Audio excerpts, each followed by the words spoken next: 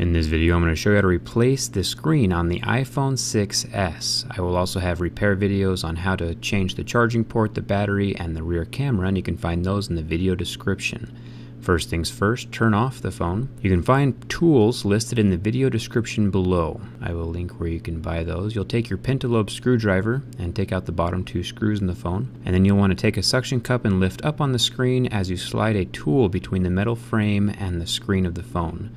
There is a thin layer of adhesive all the way around the bottom of this phone, as well as around the side, so I found it was easier to take my little plastic pry tool and separate that adhesive before really prying up on the screen. Make sure you only pry up on the metal frame of the screen and the metal frame of the phone. If you lift up on the LCD of the screen, you'll end up breaking something. There's a little metal plate here held down by 4 screws.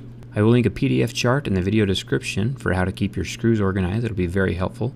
Remove that metal plate and then detach 3 ribbon cables. This is for the LCD, digitizer, and front camera. After those cables are up, the screen will detach from the phone. Here is the screen. There's a good chance that when you buy your screen, it will not come with all of these goodies attached, like the earpiece and the home button, so you'll have to move them over from your old screen.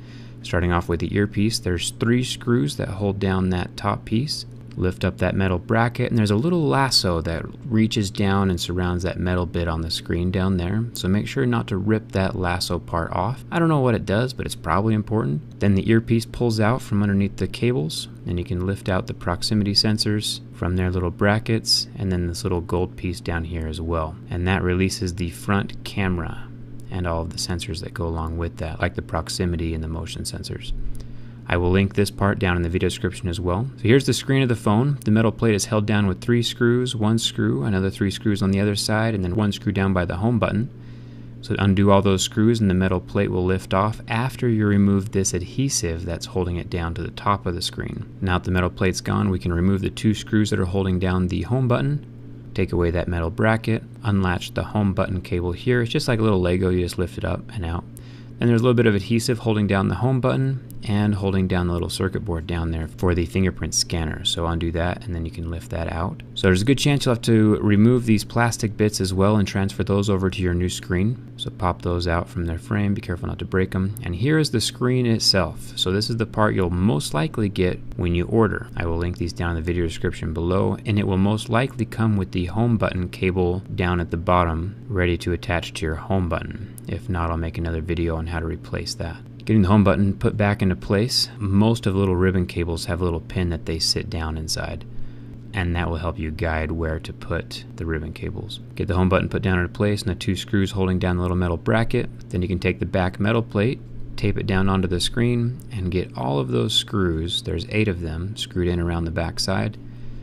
Take your little plastic bits. We're installing these on your new screen now. You don't need to glue them in. It's actually dangerous to use glue because the glue might get on the lens itself. And it's actually pretty easy to get this ribbon cable contraption put back into place as well. Start with a little gold unit down at the bottom and then line up these square pieces up at the top. Just kind of tuck them into the little plastic bracket.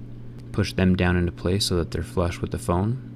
And then you can see a little niblet right there on the earpiece. Just tuck that down into the hole.